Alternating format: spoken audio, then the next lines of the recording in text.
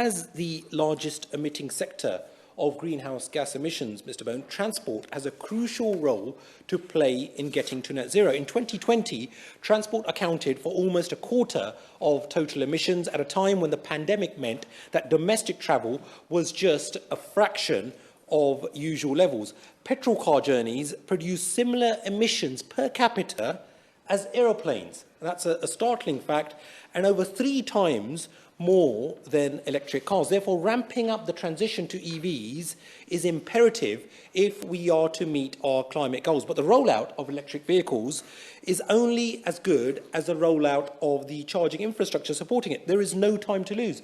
As the EV enthusiast, the Honourable Member for South West Bedfordshire, explained, along with pointing out the VAT anomaly for charging outside of one's house.